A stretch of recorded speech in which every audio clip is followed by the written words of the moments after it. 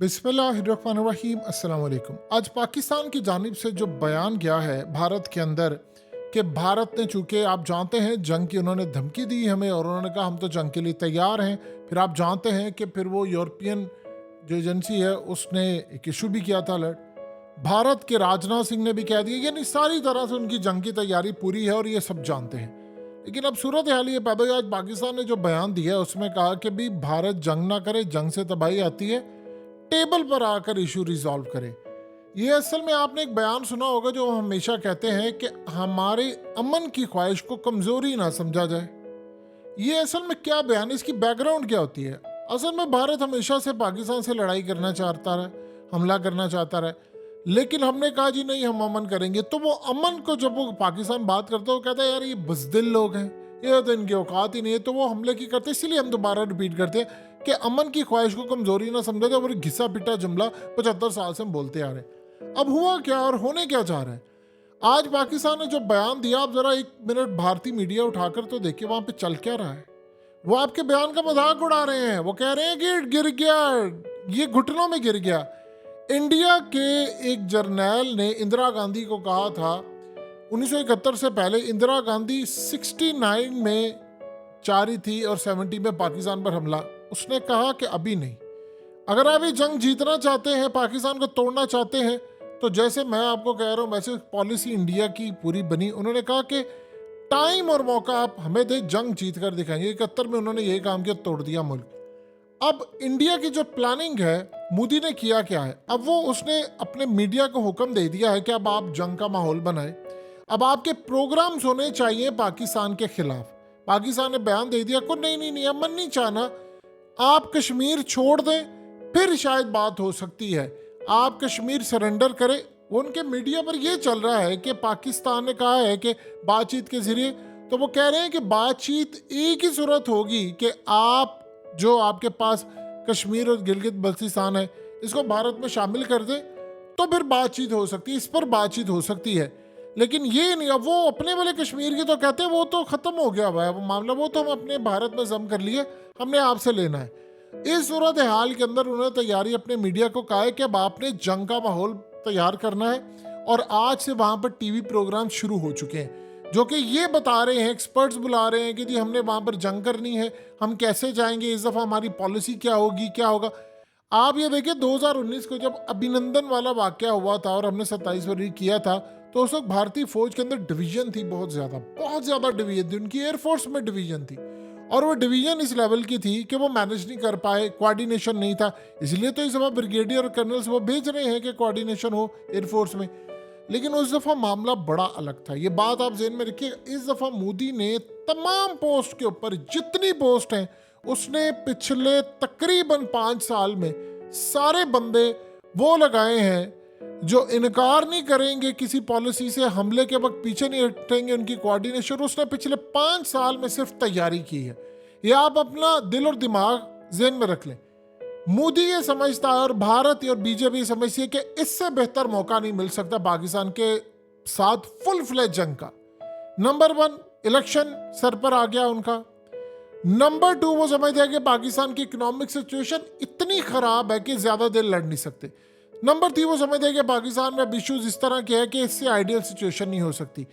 और सबसे बढ़कर आप ध्यान में रखिएगा, अगर कोई ये समझ रहा है कि ये काम नहीं होने जा रहा तो वो होगा। उन्होंने 71 की जो जंग लड़ी थी, मुक्ति बानी को तैयार किया था, उन्होंने अपने बंदे फुल ट्रेंड किए हुए हैं। ये जो कल सूरत हाल हुई है पाकिस्तान में हमले, ये वो फलाना, हमने अफगानिस्तान की बात की, नाम दिया, भारत पूरी तरह एक्टिव है, उसके स्लीपर सेल्स हैं यहाँ पर, और वो टीटीपी ये वो फलाना वो हर जगह काम करते।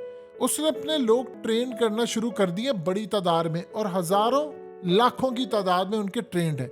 ये वो है जिनको मिलिट्री ट्रेनिंग दी गई है, ये वो है जो उन्होंने पाकिस्तान में घुसाने हैं। एक तरफ फौज जाएगी, एक तरफ ये घुसेंगे, उन्होंने उनके साथ मिलकर, ये वो वही जहनियत है जो अखंड भारत वाला है। तो असल में वो ये काम करना चाहते नहीं थे, वो काम कर चुके हैं, उन्होंने फुल तैयारी की है।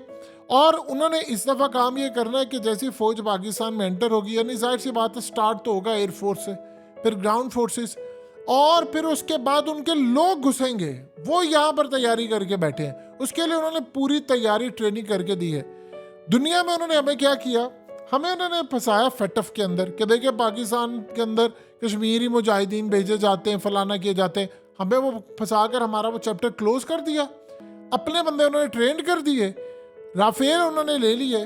माइक पोम्पियो ने हालिया क्या बात की, माइक पोम्पियो ने कहा कि 2019 में पाकिस्तान और इंडिया बिल्कुल न्यूक्लियर जंग इनकी होने वाली थी। ये बात आप ज़हन में रखिएगा, इससे बढ़कर सच कोई हो ही नहीं सकता कि उस रात भारत ने हमारे कई शहर निशाने पर रख दी। यानी वो जो अभिनंदन का वाकया था, असल में हुआ ये था कि वो अभिनंदन वाले वाकये पर भारत को उम्मीद नहीं थी कि इस तरह का मामला हो जाएगा। यानी जब पाकिस्तानी अंदर घुसे, हमने अंदर जाकर बमबारी की थी, उनका आर्मी चीफ उड़ाने लगे, तो उससे पहले हॉटलाइन पर मोदी उस वक्त इतना बौखला गया था कि उनको जब ये पता चला कि हमने चूंकि हॉटलाइन पर उनको कहा कि अपना आर्मी चीफ बचा लो बिपिन रावत, तो अंदर तक जब आप घुसे थे तो वो कहते थे कि इसका मतलब है कि हमारे अंदर इनके बंदे हैं। तो वो पागल हो गया था अभिनंदन। उसने ये बात सच है, ये जो अक्सर औकात आपको पाकिस्तान के अंदर बात सुनने को मिलती है, टांगे कांप रही थी, वो फलाना आ रहे थे, माथे पर पसीना, ये वो चीज, वो असल में वो बात किस कॉन्टेक्स्ट में वो उस बंदे ने कही थी। मोदी ने उस रात पाकिस्तान पर न्यूक्लियर हमला करने की धमकी दे दी थी, कोर्ट्स तक एक्सचेंज हो गए थे और जितनी एम्बेसी से उनको कह दिया गया था कि आप खाली कर लो, उन्हें हमला करना ही करना था। और वो इतना, देखिए मोदी ने ये बात सेंस कर ली थी कि मेरी बड़ी बेइज्जती हुई है, और उसने इसमें कोई दो राय नहीं है कि उसने पाकिस्तान को धमकी दी थी, और शायद वो हमारा वाइज डिसीजन ही था अभिनंदन वाला। देखिए बहुत सारे लोग आज कहते हैं वो ऐसा नहीं था, फलाना नहीं था।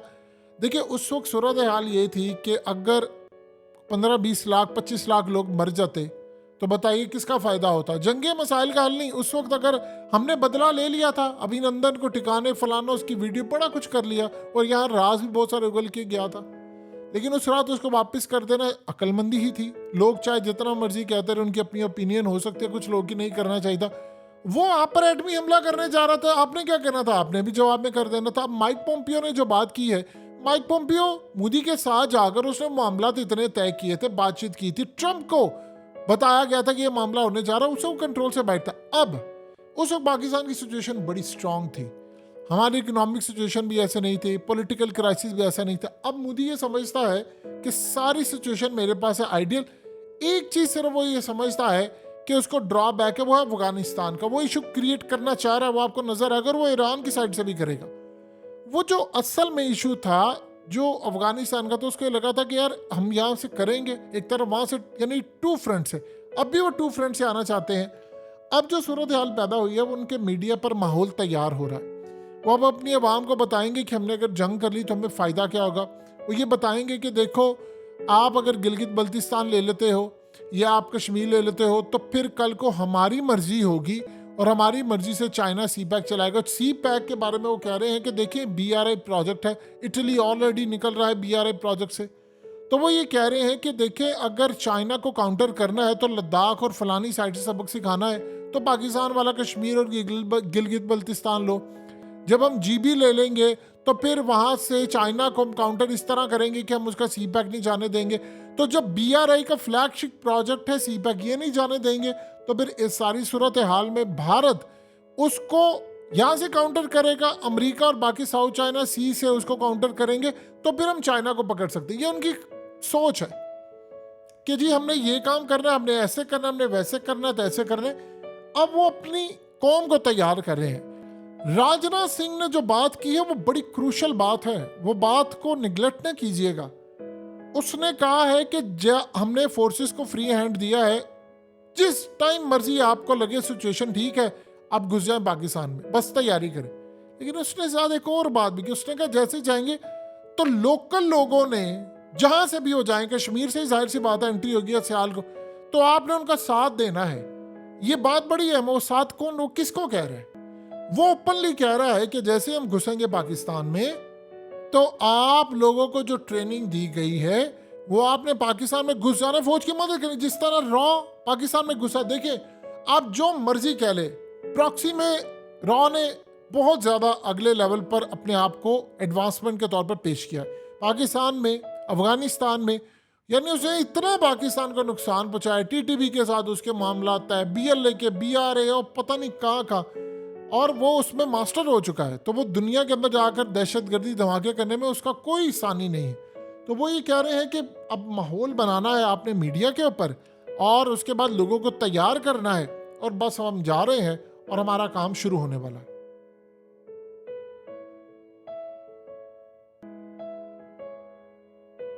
हकीकत टीवी को सब्सक्राइब करना मत भूलें, वीडियो को लाइक करें, शेयर करें और कमेंट सेक्शन में अपनी राय का इजहार ज़रूर करें।